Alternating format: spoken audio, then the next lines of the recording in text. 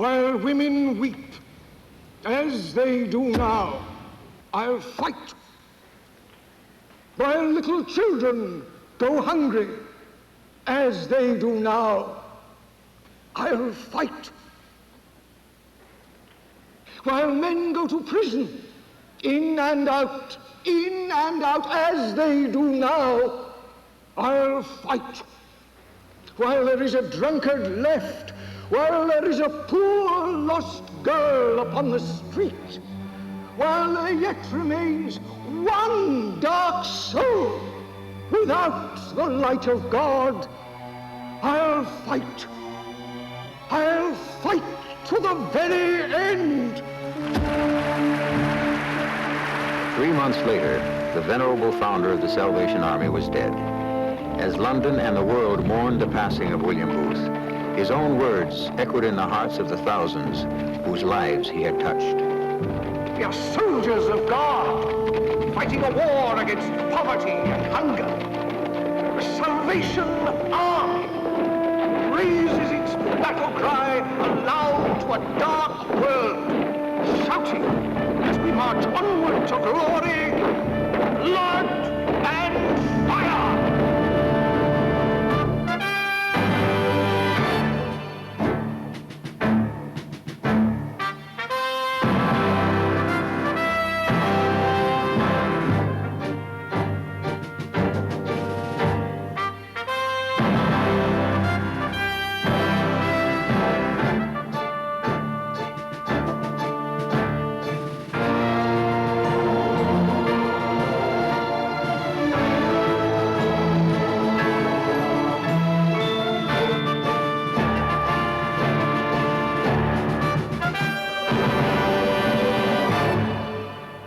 Millions of people, the Salvation Army has long been synonymous with gifts for the poor at Christmas, or recognized as the precision band that plays onward Christian soldiers in the Rose Bowl parade. But in their more than 100 years of service, the Salvation Army has in fact been one of the leading forces in awakening a social conscience and shaping a new understanding of human rights around the world. What you're about to see is a remarkable drama of men and women dedicated to helping their fellow man, regardless of the personal sacrifice, even in the face of death. Our story begins in the slums of East London. The year was 1865.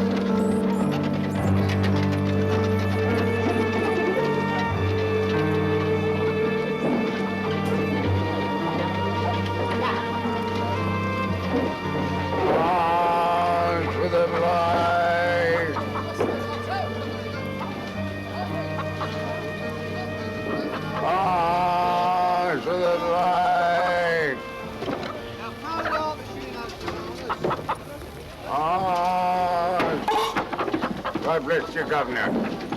God bless you. Well, won't you look at that?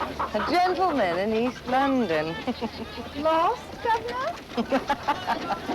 Won't you, sir? Farthing, sir. Give me to my bread, please, sir. Nursing for a cripple boy? Just farthing, sir, please. Please, kind sir. Please do want to help us. Just a crumb of bread, sir. Anything. Have you no mercy, sir? Oh, please, sir, please. I haven't much, but let me see what I can do.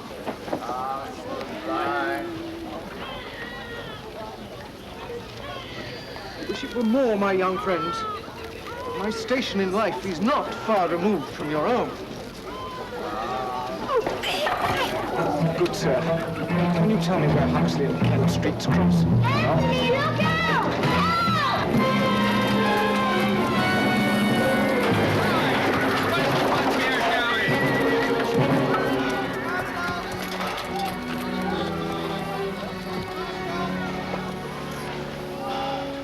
Thank you, kind sir. You saved me life. What's your name, son? Anthony, Governor. the same as my father. And what might your father say about you wandering in the streets at night? My father's dead, sir. So is my mother. I'm sorry. But I have my brother, and he will be well any day now. Then we will go for walks again. His name is Peter. And where might Peter be? Down the street, beyond the market building. We have lived there ever since my father died. Anthony, you're a brave young man. Here. Take this. I wish it were more. And share it with your brother. It's a gift from my father. And from me, William Booth. Oh, thank you, kind sir. Oh, Mr. Booth, thank you very much. That's all right, Anthony. And God go with you. And hurry, before this storm breaks upon us. Yes, sir.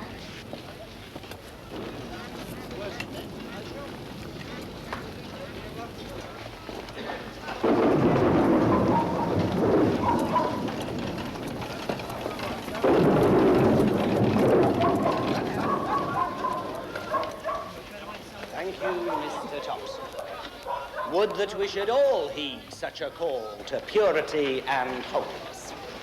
Now, would there be any others amongst us with a word to say to all? Speak now, mind you. Is there no one with a word?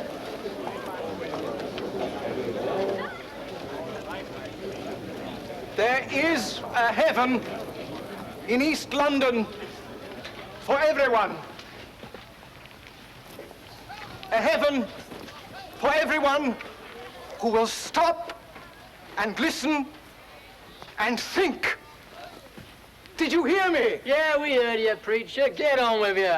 I said there is a heaven in East London for everyone.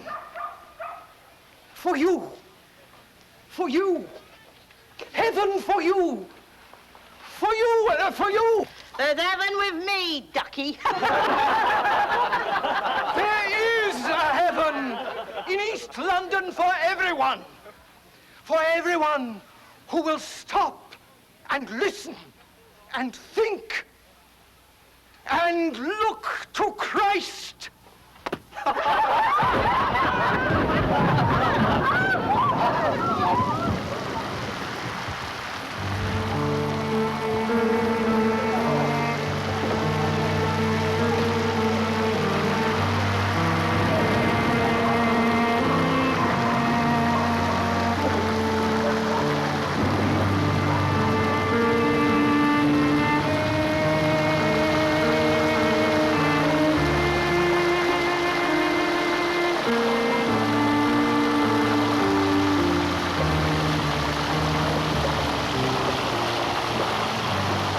What must I do, Lord?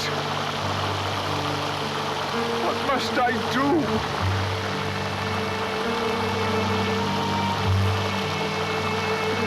God,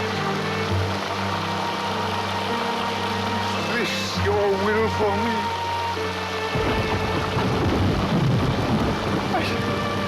I don't know where to start. I don't know where to start. Tell me, Lord, tell me.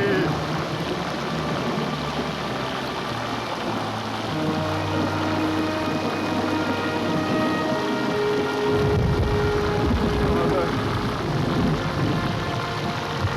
take all there is with you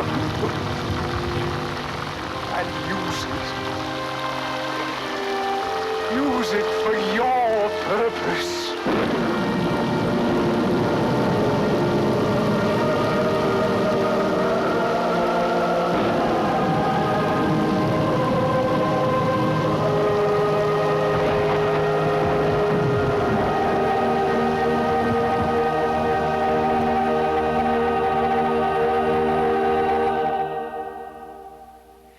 One by one, William Booth set about to enlist a virtual army of men and women who had been snatched from the flames of hell and were eager recruits in Booth's self-declared war on sickness and sin. It was a simple message, a practical faith, a clear mandate for a Salvation Army. To attempt to save the lost we must accept no limitations to human brotherhood. As Christ came to call not the saints, but sinners to repentance, so the new message of salvation from pinching poverty, from rags and misery, must be offered to all. It was inevitable that sooner or later Booth's army would launch an attack on the American colonies. But who would have thought that the front line of assault would have been entrusted to one man and 7 frail women? Nonetheless, on March 10, 1880, they arrived at Castle Garden, New York City, aboard the steamer Australia, and without fanfare or notice, struggled down the gangplank with their luggage, some tambourines, a few brass band instruments, and a flag to claim America for God. But not all of America welcomed the idea of being claimed by the Salvation Army. When the tavern and brothel owners began losing customers, they applied pressure on their influential friends to stir up the rest of the community against the Army and its unorthodox methods. From the War Cry, the official publication of the Salvation Army, April 7th, 1894, a martyred comrade, murdered for his convictions in broad daylight in the city of St. Louis, Missouri. Attacks on parades and street corner meetings were the order of the day. Salvationists were martyred in Colorado Springs, San Francisco, Spokane, St. Louis, and Pittsburgh. Lynchings were attempted in Connecticut. Officers were beaten in Brooklyn. Shootings were common in Los Angeles. But their enemies soon learned that this fledgling army was not to be defeated so easily.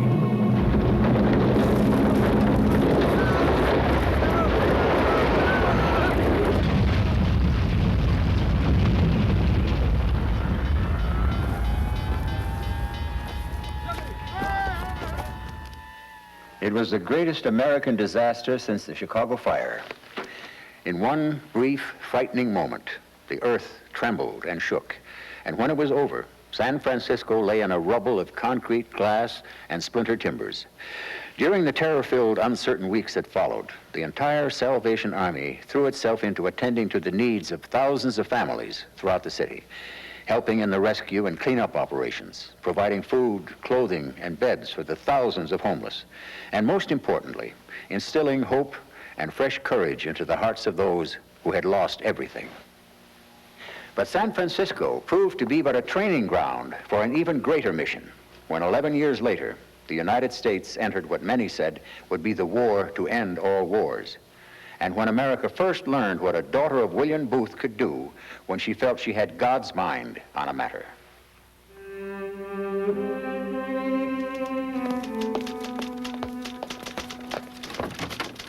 Sorry, sir. May I introduce That won't be Miss necessary, lad. General, I'm Evangeline Booth, and this Sir, is... I tried to... That's all right, Hanson. That'll be all for now. Yes, sir. As I was saying, General, I'm Evangeline Booth, and this is Mrs. William Barker. We are here on a most urgent mission. Miss Booth, it is a great pleasure to meet you. Miss Barker, I respected your father a great deal, Miss Booth. I was sorry to hear of his death. I can never thank the Salvation Army enough for your kindness when I lost my own family in a house fire in San Francisco. Thank you for your kind words, sir. Actually, General, I do have a way for you to repay your gratitude. You do? Well, won't you be seated, ladies? No, thank you, General. There's no time for that. Well, then, ladies, you won't mind if I sit. Go ahead, General. Make yourself at home.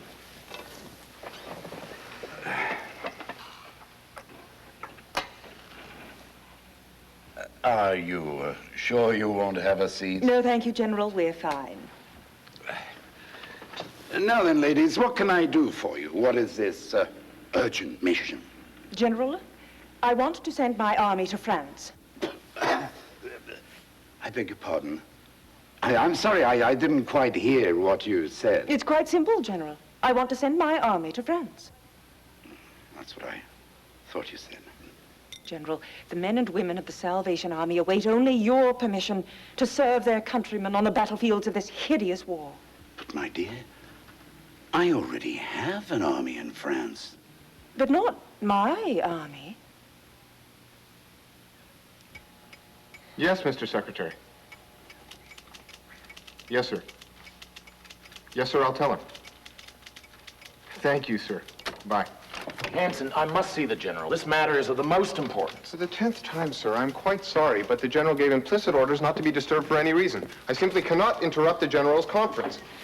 Well, maybe you can't, but I can. But, sir... Never mind, I'll take my chances. Sir, you can't go barging in on a conference. Ladies, Miss Booth, I will see to it personally. And by the way, welcome to the United States Army. Thank you, General. But let me welcome you to God's army.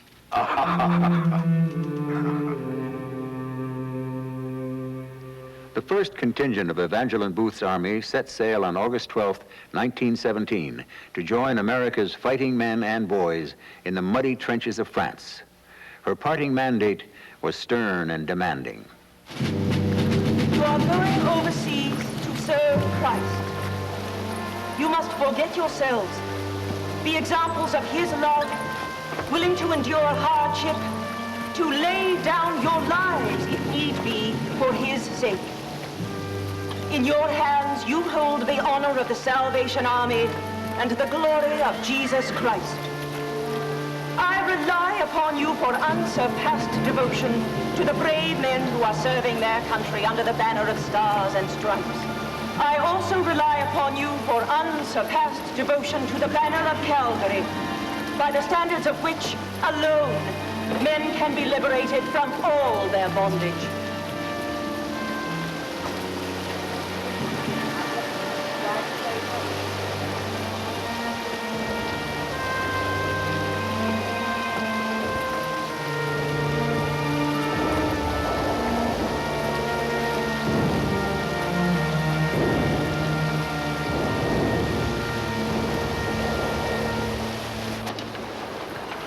How can we help you, son? Well, I'm looking for some writing paper, sir. Certainly, just over there. Thank you.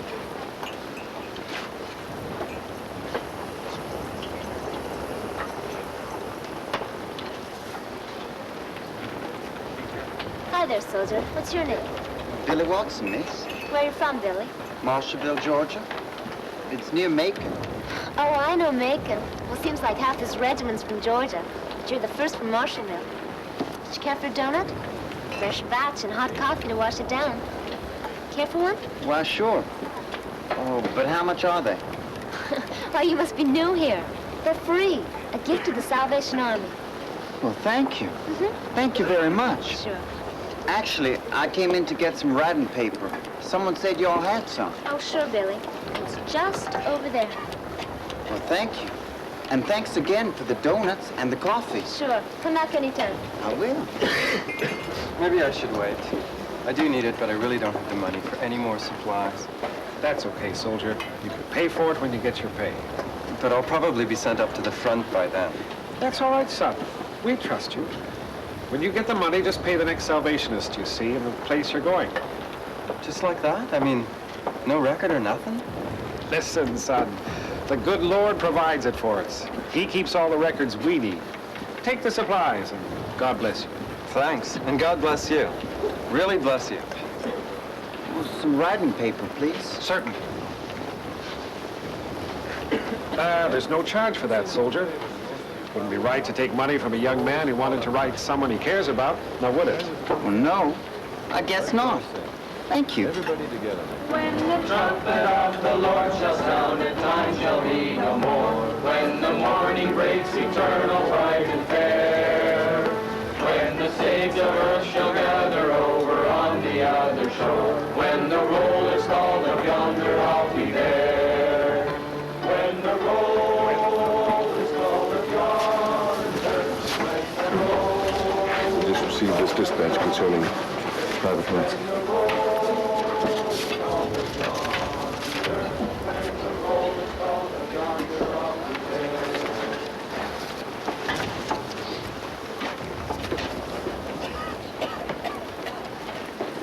Ella, might I have a word with you, please?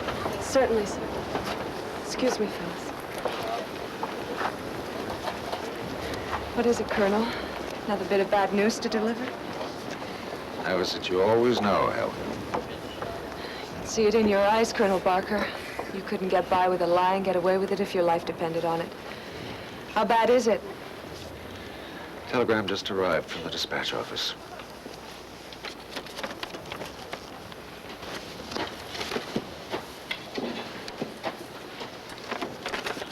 Oh, Lord, this nightmare would end and we could all be home where we belong. Boy's name is Timothy Hansen. He's only 17. Been over here just over a year now. Will you go tell him, Helen? I never know what to say.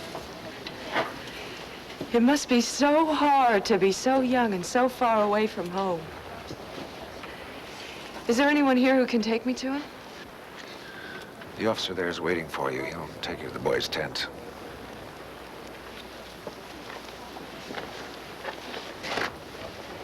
Pray for me, Colonel.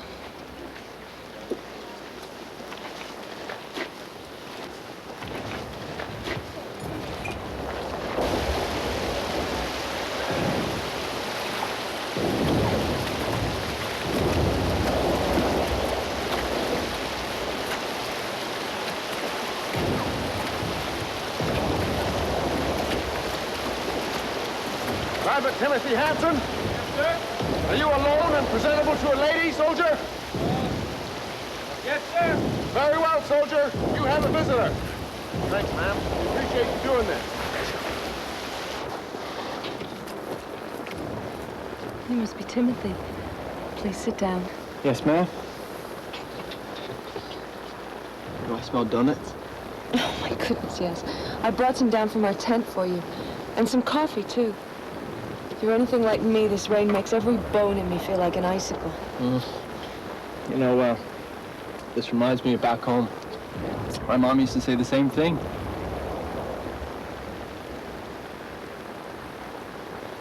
Ma'am, is something wrong, the reason why you're here? There's something wrong, isn't there?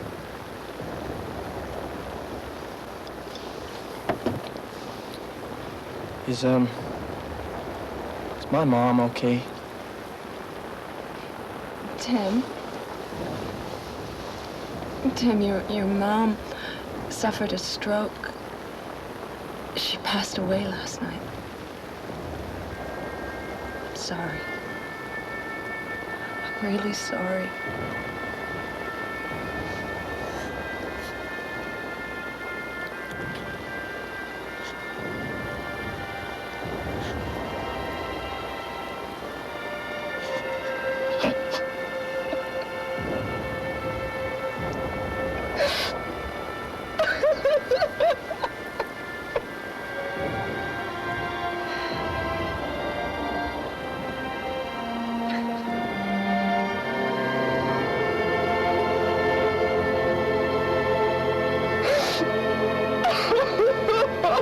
The Salvation Army emerged from World War I with the praise of the entire country for their selfless service in freedom's darkest hour. President Wilson awarded Evangeline Booth the Distinguished Service Medal.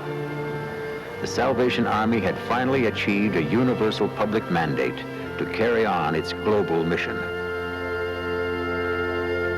When less than 25 years later, America entered the Second World War, the Salvation Army exercised that mandate to help form the now famous USO to serve American servicemen both at home and on the front lines. As we have entered the last quarter of this century, the Army has applied that mandate to the full catalog of human need. So much so that it has become the leading human services organization in the world. The numbers are endless.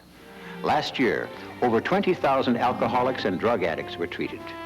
Nearly 1,000 unwed mothers were given refuge in maternity homes. 50,000 homeless families were given lodging.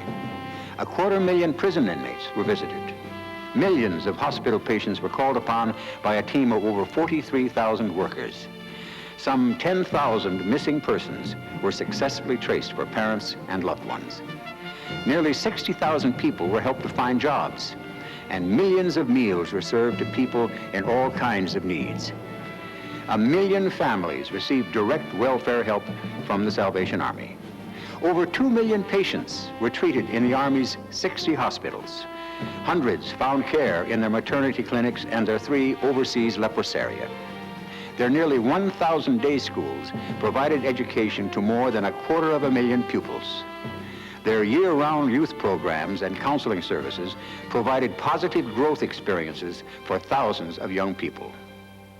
Daycare centers, convalescent homes, halfway houses, military servicemen's facilities, senior citizen centers, on and on and on. The roster of service to humanity seems to never end. But the Army's success story is not in statistics. It's rather in the countless, but nevertheless, very personal stories of help given to individual people of every race, creed, color, and background. Typical is the story of Gene Bradley, taken from the Army's case files in Dallas, Texas. The night I was picked up by the Dallas police, I was about as close to the bottom of hell as anyone could possibly be. I didn't have a home. The family was gone. I had no life to look forward to. I wasn't really living, just existing. Well, that's how I was the night they found me. Lucky for me, the Salvation Army has a special program with the Dallas Police Department. And instead of carting me off to jail like I deserved, the police took me to the Salvation Army. And for me, that night was the beginning of the way out. Well, I want you to know that we're going to do everything in our power to help you overcome this problem. That when you're here, you're going to be amongst friends and... The next day, I had a long talk with one of the Salvation Army officers. He didn't offer any easy solutions, but he did promise to help me through the Army's Adult Rehabilitation Center if, and it was a big if I was really serious about drying out. This is the place that we can help you with that problem. Well, I decided to try it. Everything at the rehab center is basically free, but I was given a job repairing the stuff that people donate to the Army so it can then be sold in a thrift store. And it was the first time I can even remember when I was actually accomplishing something worthwhile on my own. Going to chapel took some getting used to. It's something they encourage you to do here, but little by little, I guess the message started getting through. I'll never forget that Sunday last May when I finally stopped running. When the invitation was given, I stepped forward and prayed and asked God's forgiveness. And it's a funny thing, though I really had no idea until that moment. Suddenly, I knew what I'd been searching for all along, and I knew I'd found him that morning at the Salvation Army Chapel. We owe God a debt because we've all sinned. We've all disobeyed him. Meet Brian Vandercote, hardly your typical stereotype of a Salvation Army soldier, and yet the capable young leader of a team of Salvationists who regularly visit the Fort Lauderdale City Jail, or as the locals call it, Hooker Hilton. Vandercote and his fellow soldiers come here each week to hold services and extend the Army's helping hand to the girls who are trapped in the grip of prostitution. The Army has slowly seen the first signs of success. The Salvation Army is working here in the Fort Lauderdale jail to help the girls with their spiritual needs, their physical needs, and any other needs that they might have. We do this through preaching the gospel of Jesus Christ, through offering job training, and a place for them to stay and get on their feet. We offer them a family environment where we take a girl from the street. She goes through a trial period so we can see if she's sincere, and then we will place her with a family and help her either find a job if she has skills or train her with some type of job skills that she can learn and that she would be interested in. We're interested in the person, in the girl, not so much the problem of prostitution, but we're interested in the girls as people. I wouldn't say our success has been phenomenal, but we have taken girls from the streets and from this jail that will never be back here again. This is Denise, but her name could just as easily be Anne or Jane or Sue. They all end up in the big city sooner or later. Usually running away seemed to be the right thing to do at the time. But the city has a way of soon revealing its darker side to a runaway girl whose pocket money has run out and who has no one to turn to for help. But in some cities, like Atlanta, word is out that there's another kind of help for kids lost on the streets. The problem that we're seeing in Atlanta are youngsters who are out of their home environment primarily because they have run away. In some cases, they have been put out of their home by their own family because they act out so badly. Salvation Army set up 2 lodges in Atlanta, a lodge for girls, and then recently we set up another lodge for boys. We have spiritual programs for the youngsters, and of course we meet their physical needs, a clean place to stay and food and their schooling. The youngsters who are school age go to school in Atlanta, and of course we have counselors on staff as well. Hi, Mark, I'm Danny. I'm going to be your counselor here. Good evening, Salvation Army Youth Lodge. Well, one story that comes to mind is a recent night when one of the youngsters called the runaway hotline, and they were linked up with our counselor in the lodge. The counselor sensed that the youngster was suicidal, and she kept her on the phone. Well, one of the other counselors went to another phone and contacted the telephone company, and they made a trace on this phone, and the worker went out to the telephone booth where this youngster was. I'm from the Salvation Army. I'm here to help you. We were able to get her into the lodge, and she told us later that she was in fact contemplating suicide that night when just as a last hope she dialed that runaway hotline number that she saw in the phone booth. Love in action is what people have called the Salvation Army. Here in Washington, D.C., that love is demonstrated every night of the week to the hundreds who depend on the Army for the only food they may get all day. For many others here in the nation's capital, the Salvation Army's Welfare Center has been their lifeline of survival through the darkest crises they have ever faced. We find people who are unemployed for the first time in their lives, who've never been to a social agency before.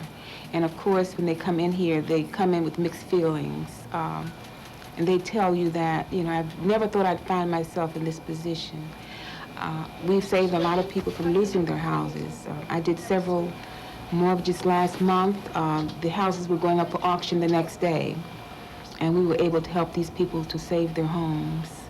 And you can almost see the relief on people's faces when they are helped. Washington is a great city.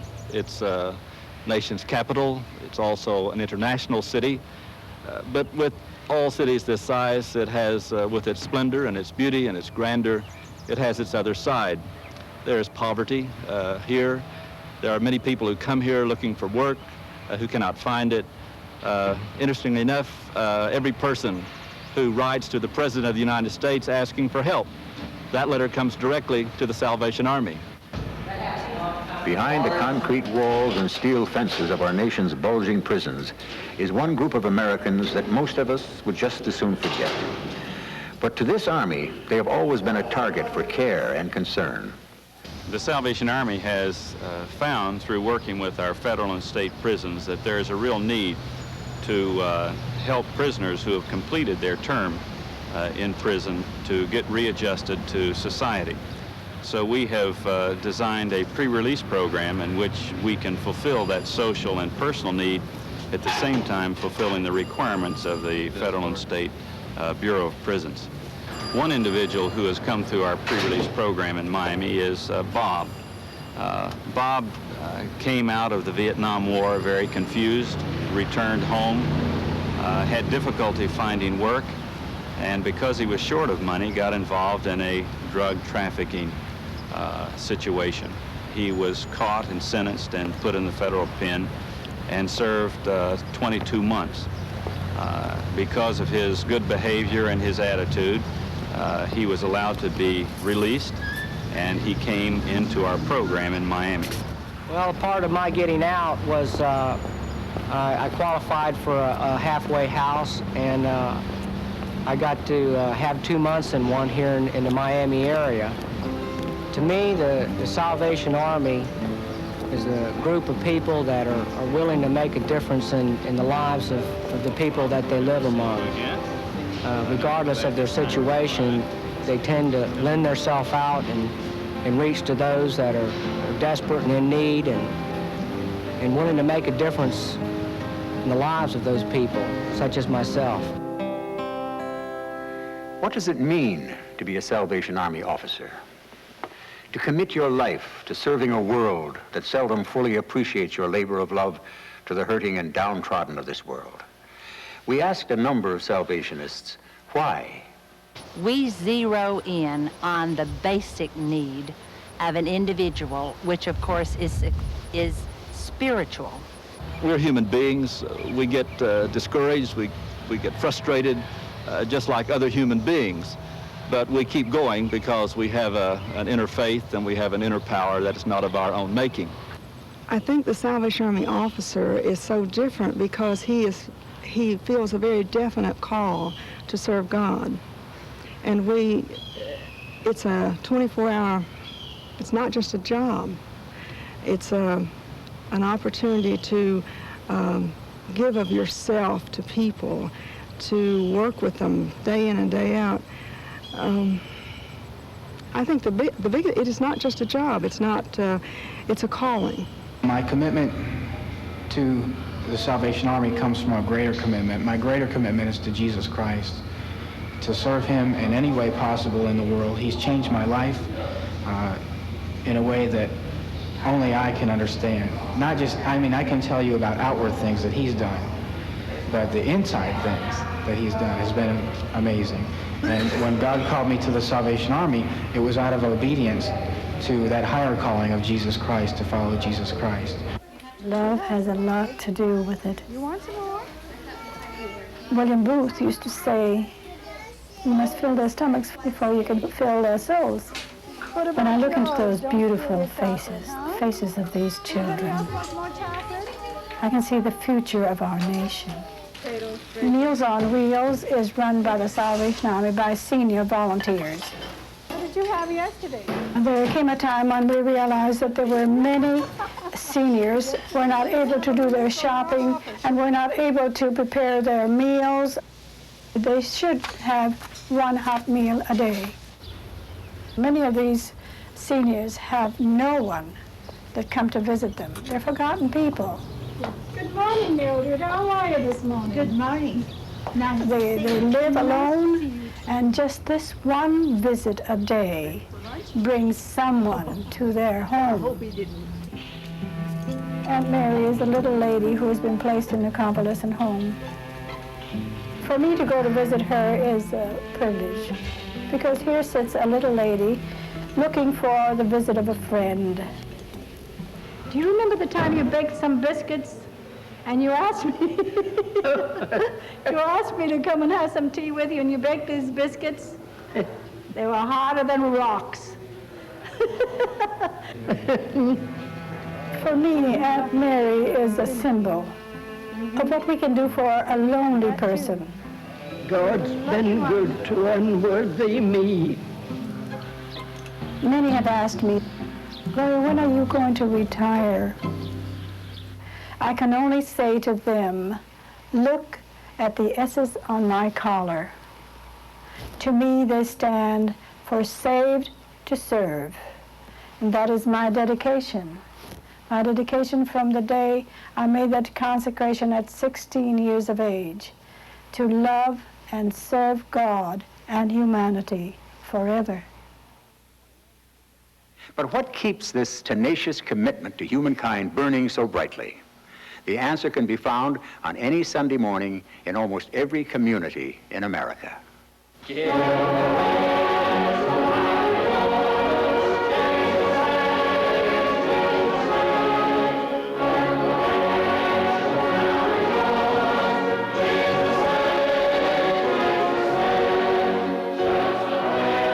Every week in centers like this across America and the world, the Salvation Army welcomes one and all to gather with them to worship, pray, and be challenged in living out the Christian gospel.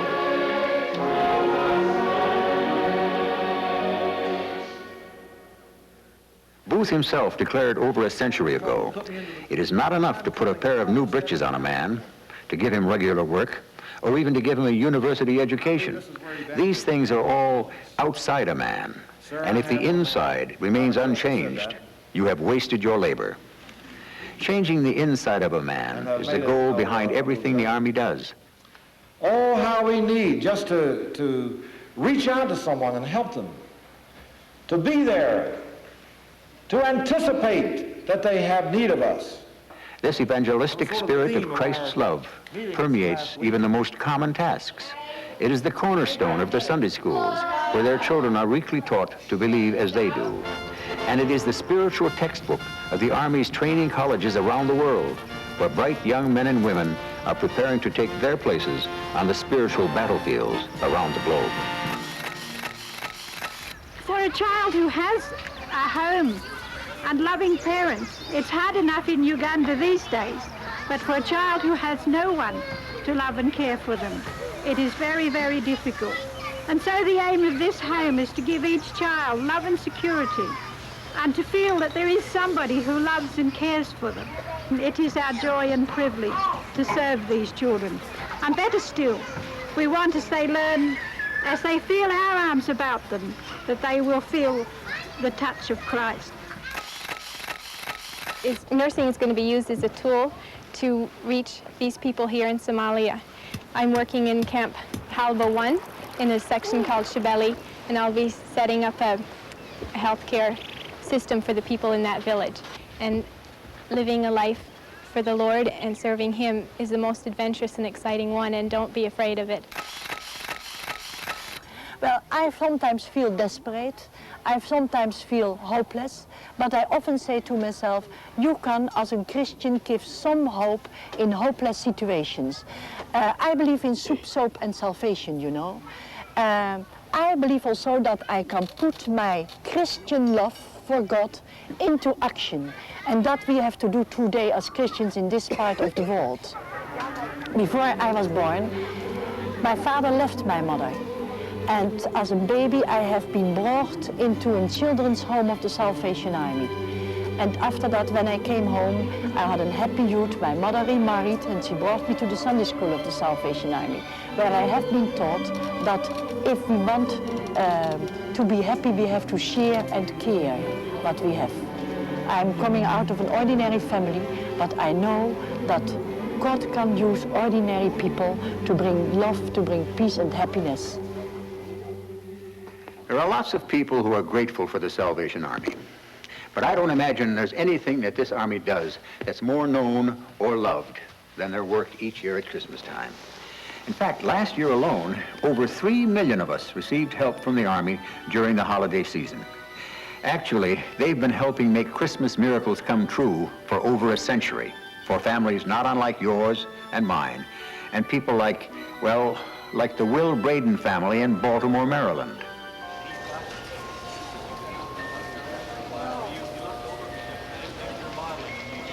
Good morning, Miss Braden.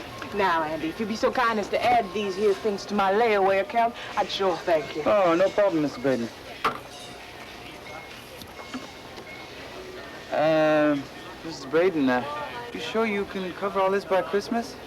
You know, that's only a few weeks away, and you've got an awful lot to pay up yet. Like I always say to my babies, you don't climb mountains by running across a field, and the good things in this world don't come easy. I'll put it another way, Andy. I know what the bill is, and the good Lord will help me pay it for Christmas. Somehow. You just wait and see. Besides, He's never let me down yet. Now, you have a good day, Andy.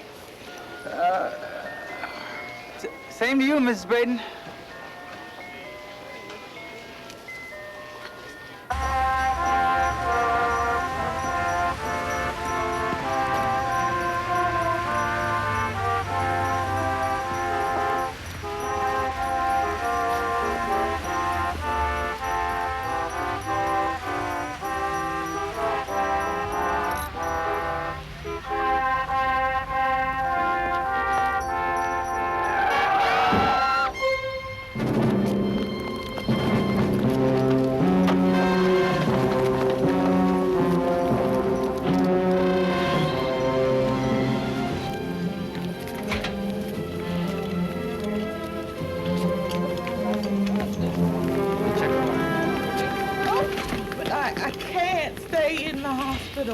My family, they need me.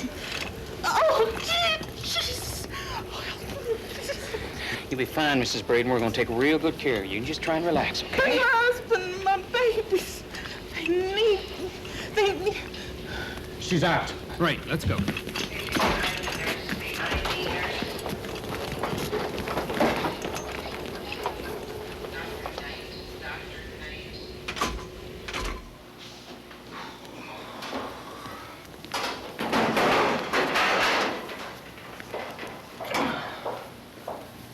Are you going to stand on the street corner and freeze yourself to death again tonight? It's not that bad. Besides, the idea of helping people does a little warming job of its own. At least on the inside. Even if the rest of me is like an icicle. You know that woman we just brought in? Yeah? Right? If she was in so much pain, I mean, all she could think about was her family. You don't find many people like that. She hasn't got to you, has she? No, I was just thinking maybe I should submit her name for one of the Army's Christmas projects. That hardly seems likely. She's not going anywhere for a long time. No. I mean, submit her family's name to get help. Yeah. I am going to do that.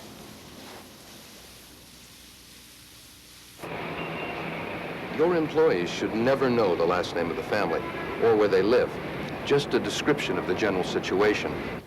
I like the idea. I really do. Captain Randolph, we'll do it. Now, this family you told me about, the Braden family, they'll not know that it was us who helped them, is that right? That's right, Mr. Ziegler. None of these families will know that we're going to help them. And they won't know which company or family adopts them for Christmas. We'll make arrangements for everything to be delivered by our staff the day before Christmas. Well, I'm excited. And it'll give our people a way to really experience the spirit of Christmas.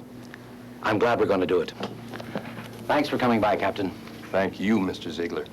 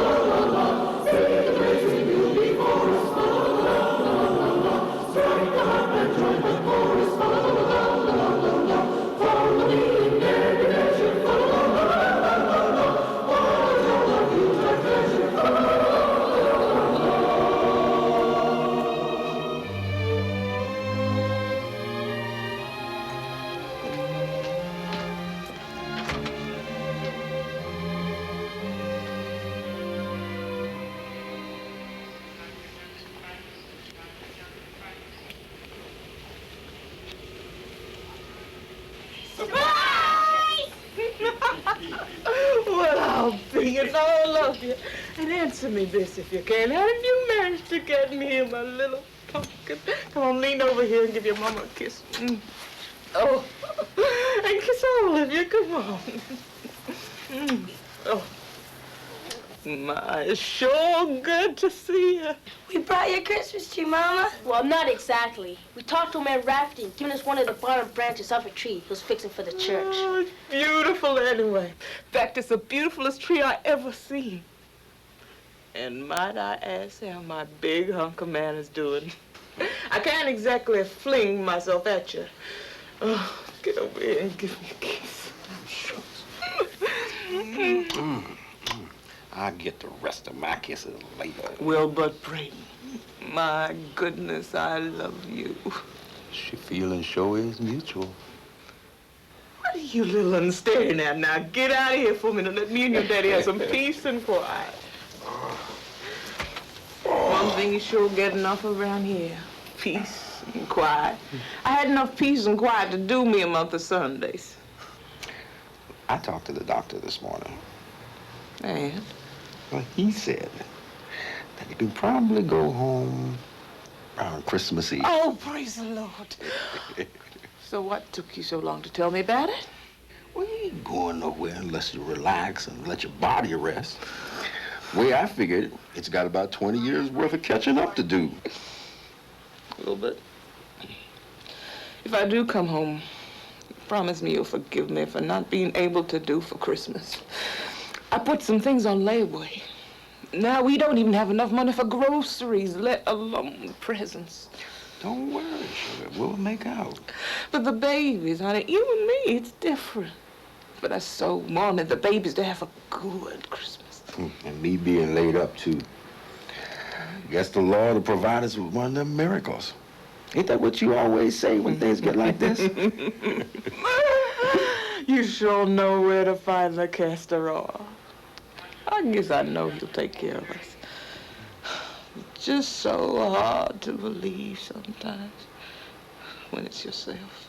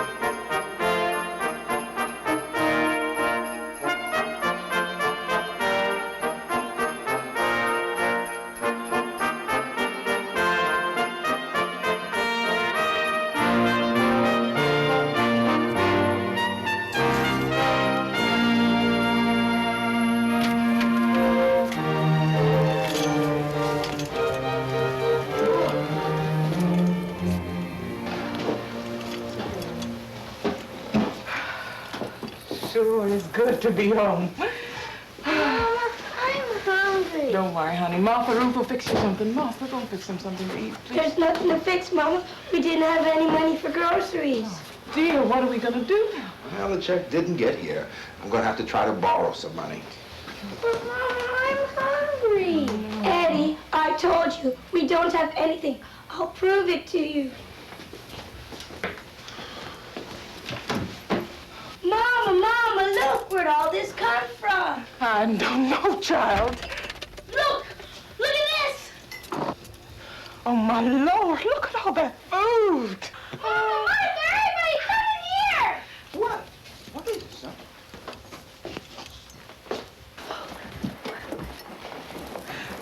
Where did all this come from? Wait, there's a card. Well, open it, child. I am. Oh, don't keep us in suspense, child. Mama, it says it's all from the Salvation Army.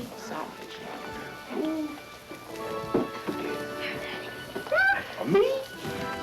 Oh, goodness. No Christmas like this.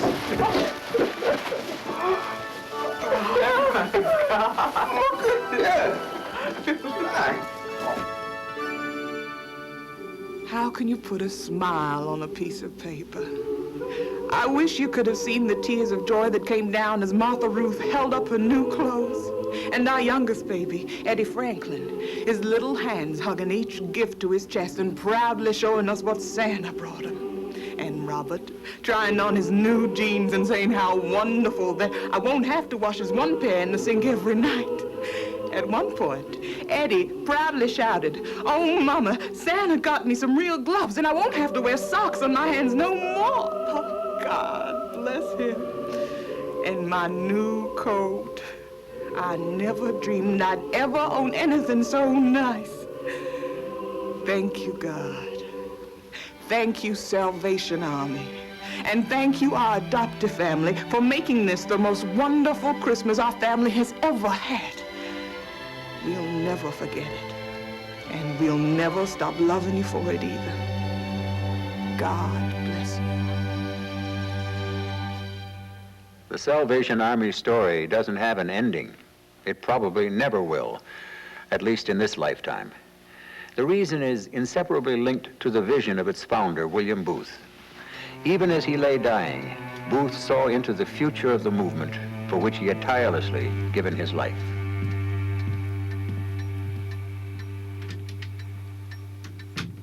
Father, I wish you could have seen the sunset tonight.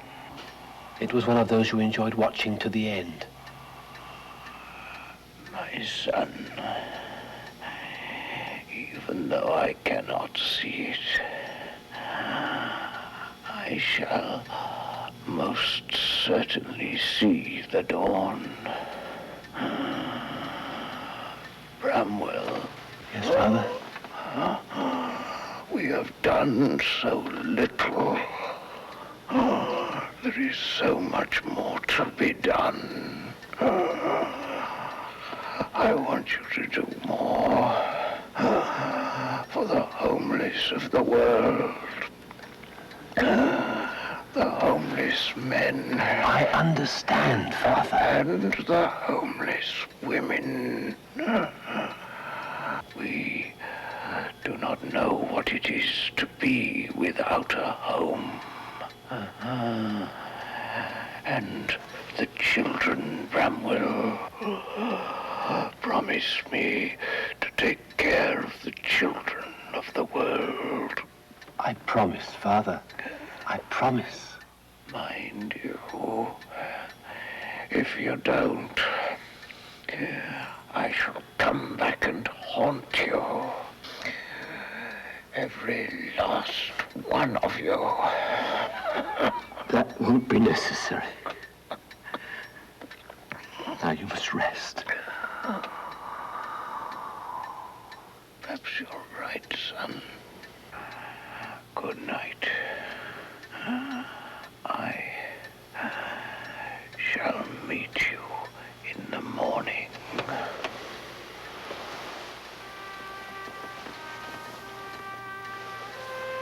Good night, Father. On Sunday, he slipped into unconsciousness, and on Tuesday evening, August 20th, 1912, General William Booth was, in the jargon of the Salvation Army, promoted to glory. The telegrams that sped their way around the world that night simply read, "The general has laid down his sword." Today, almost a century later, the men and women of the Salvation Army, serving God under their blood and fire banner on every corner of the earth, have picked up that sword. And until Christ, their King, returns, they have determined that it shall never be laid down again. I'm E.G. Marshall. Good night.